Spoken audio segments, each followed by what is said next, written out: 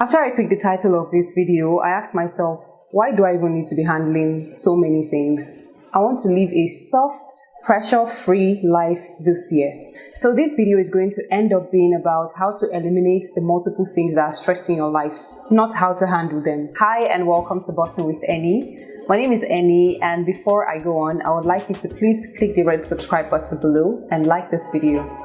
It might be hard to believe, but somehow I managed to handle a lot of things without getting burned out.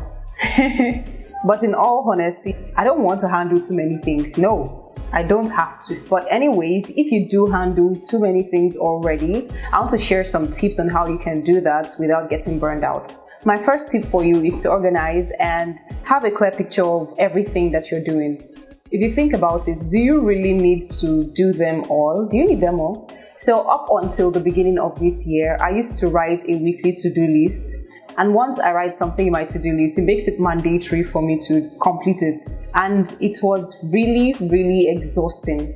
But this year, when I decided I wanted to have a no pressure year, I realized that I actually did not have to do everything on a weekly basis. So I decided to create a master to-do list.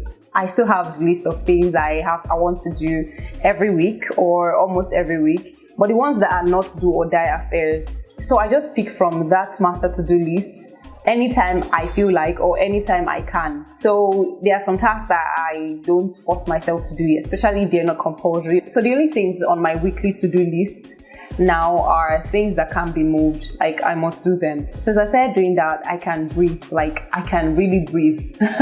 So if you find that you always have a lot to do, you need to check to confirm that you're not the one putting unnecessary pressure on yourself, because that was what I was doing. Some things are just not a do or die affair. My second tip is don't rush. Take things one step at a time. Don't force yourself to accomplish a whole lot at once. Focus on one, get used to it, and then you can add on. If you're trying to rush, it only leads to less productivity and little accomplishments.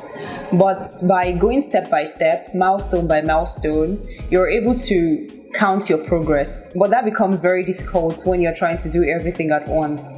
It becomes so exhausting and even discouraging. My third tip is to pray. Pray for the strength to handle everything on your shoulder. But more importantly, because of the direction this video has taken and the fact that I'm teaching you how to eliminate a lot of things that you have to do, pray for the grace to lift unnecessary burdens off your shoulder. And pray for the grace to be able to see the unnecessary pressure you're putting on yourself, the things that you're creating. Sometimes we don't even see that we're the ones troubling our souls. Like, you don't even know that you are the cause of your stress. So it's self-inflicted stress. Fourth tip, relax. Relax. Always find time to relax. It shouldn't always be go, go, go, go, go.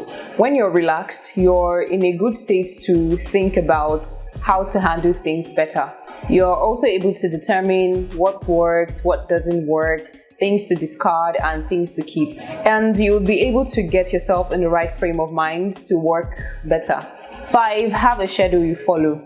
Especially for repeated tasks. It helps when you create a schedule for things you're trying to work towards. And like I mentioned, I have a master to-do list and I have a weekly to-do list. This just helps me manage my time properly and fit in tasks where they need to be.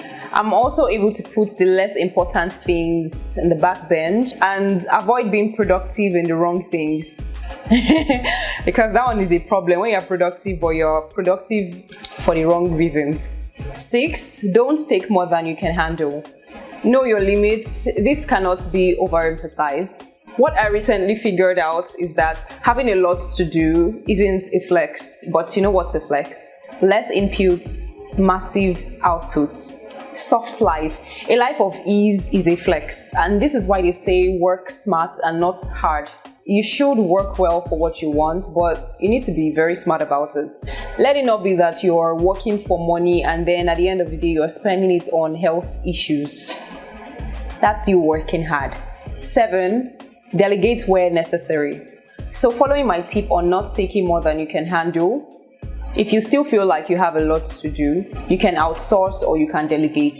Delegating helps because you're able to focus on more important things and not spend all your time doing menial things that hardly move the needle or bring any growth or change. So yeah, outsource the less important things if you still feel like they are necessary and they contribute positively, of course. 8, take a break.